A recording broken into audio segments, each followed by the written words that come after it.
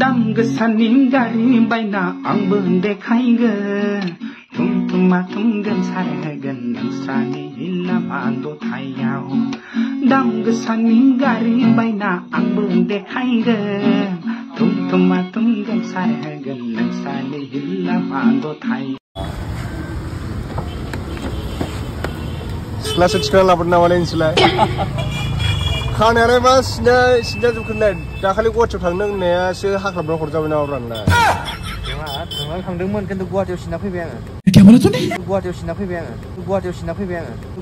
फैबाय आङो Oh my god! Wow!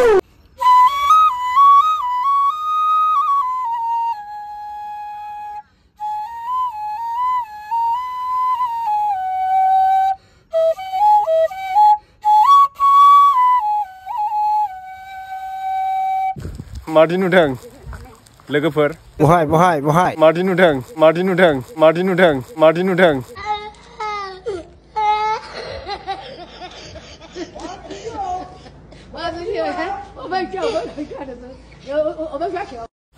Ladies and gentlemen, hello everyone, welcome back to my YouTube channel.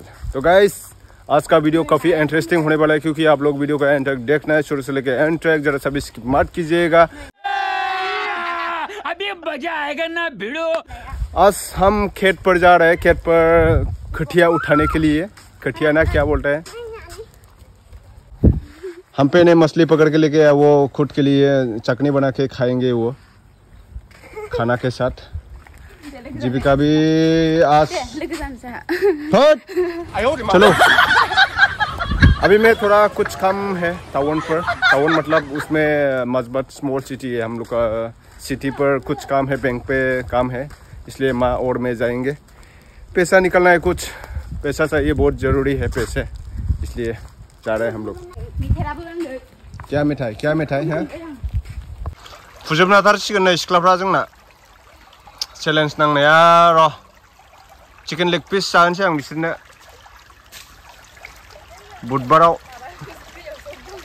बुधबारावसो गायगोन आरो ना, हाब्रु फुनलायगोन। नोंथांमोना नेनानै थाबानो जाबाय, बुधबारनि भिडिअखौ हाब्रु फुनलायनाय भिडिअ नुनो मोनगोन जांख्रायाव ना मा होनो। जलि भिडिअ दोनथ'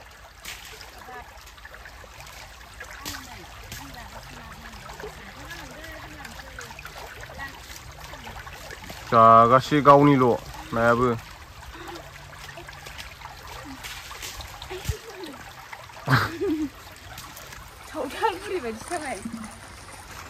तो लोगोफोर आं दा माने जों गामिनि माने जोंनि एरिया माजबाद एरियानि साहा बागानाव दंफैयो आरोना, बाय फुख्रि होनना बुङो, बाहाय फुख्रि माने बे साहा बागान एरियाखौ। दा जों गामिनि जाखांफुनाय सासे फंबाया दा सिफुं आरो सेरजा दामनो एसे रोङो आरोना, दा बेखौनो नोंथांमोननो एसे शेयार खालामनो होननानै बे भिडिअखौ बानायनाय जाबाय।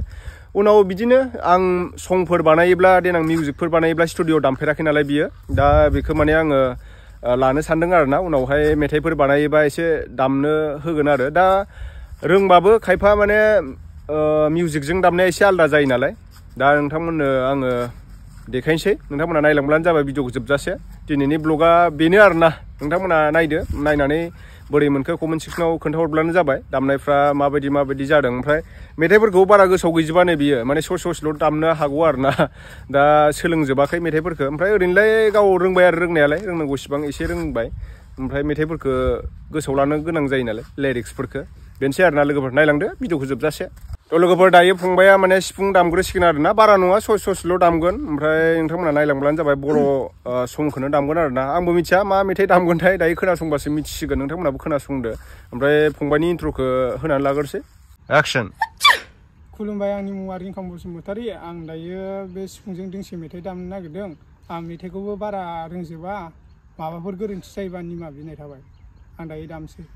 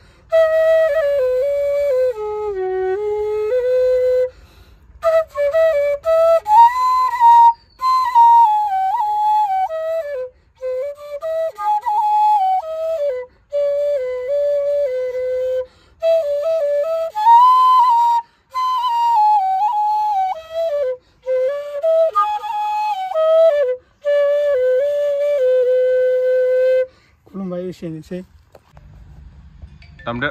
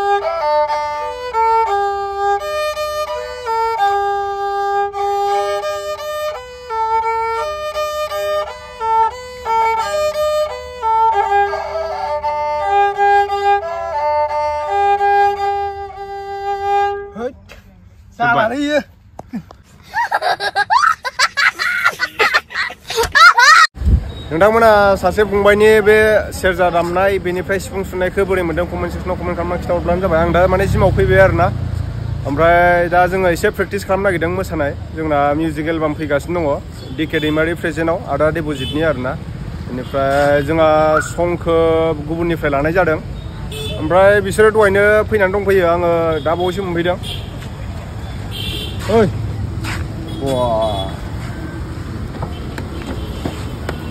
सिख्लासो थिखोना लाबोदों नामा नोंसोरना खानायालाय मा सिनजा जोबखोनाय दाखालि गुवाहाटियाव थांदों होननायासो हाख्लाबना हरजाबाय नामा ब्रा नोंना नङा थांदोंमोन खिन्थु गुवाहाटियाव सिनना फैबाय आङो गुवाहाटियावसो सिनबावबाय नों खानाय सिननो थाखाय गुवाहाटियाव थांबाय नोङो फेमास आरोना जों ओंखायनो एसे आं सिनना फैबाय 6,000 लाखो 5,000 ना 10,000 माबा खानाय सिननो थाखाय गुवाहाटियाव थांबावबाय नालाय लोगोफोर गाजालै मानसिया सिनना लाखा मिस्टार हंकं आदा दं इसे माब्ला फैगोन एलबामा नेक्स्ट मान्थआव जायो नेक्स्ट मान्थआव माने संखौथ' बेलेगनिफ्राय लादों एबार ना बेलेग नामा मिथिथ'आ आरोना मिथिथ'आ दायो उनाव जाहैगोन आरो दा जों प्रेक्टिस खालामनो नागिरदों एसे नोंथांमोना नायलांदो जोंनि प्रेक्टिसखौ ना मा होनो चलो आरो मा लादों नोंलाय बेखौलाय बे लोंग्रासो बे लोंग्रा मोजां बुस्थु नङाथ' इयो मोजां बुस्थुखौलाय माहाथोब्रा खानायखौ नोङो एफा दामियाव सिनजाहैबाय आरोना आसुर मोनबाय आं नोंखौ माजबारावनो इसां नै माबा दङ पार्लार सालार माबा माबि हेन टेन गुवाहाटियाव सिनजाना फैनाय होननानै नाम थागोनब्रा गुवाहाटियाव सिननायनि मजायानो आलदा ना गुवाहाटियाव सिनजानायनि मजायानो आलदा 5,000 10,000 थांदों माथो थाखाल'सो जादों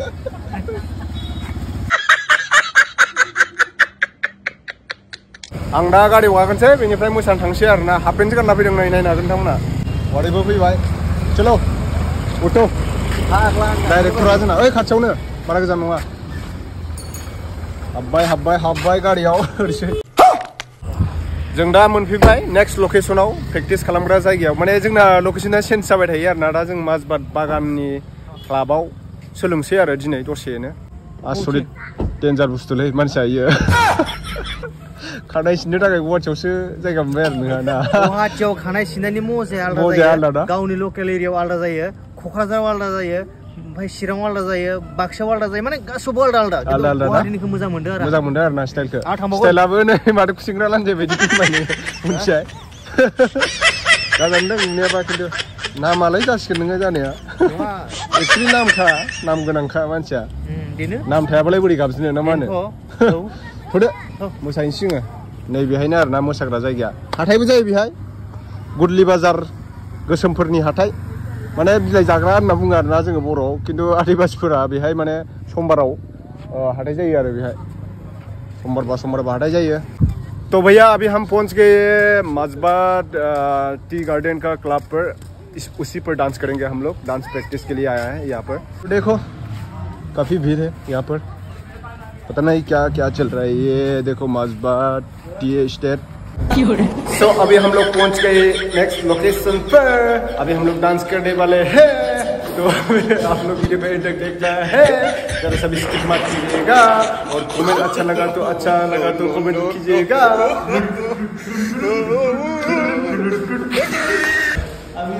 लोगोफोरा आं दा माने जायगायाव मोनफैयो आरोना आं दा माने जों गासिबो बेनिफ्राय जों दा मोसानोसै एसे मोसानानै प्रेक्टिस खालामनानै लानोसै नायदो नोंथांमोना आच्छा मिउजिक दाबायो जोंना माने लक्ष्मणा चेन्ज जाबाय थायो जों दा माजबात बागाननि क्लाबावसो दंफैयो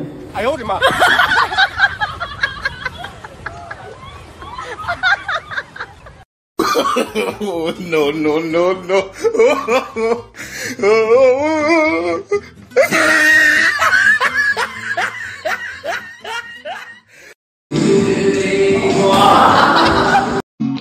दाम गोसानि गारि बायना आंबो देखायगोन थुमथुमा थुमगोन सारहोगोन नोंस्रानि लामा दथायाव दाम गोसानि गारि बायना आंबो देखायगोन थुमथुमा थुमगोन सारहोगोन नोंस्रानि लामा दथायाव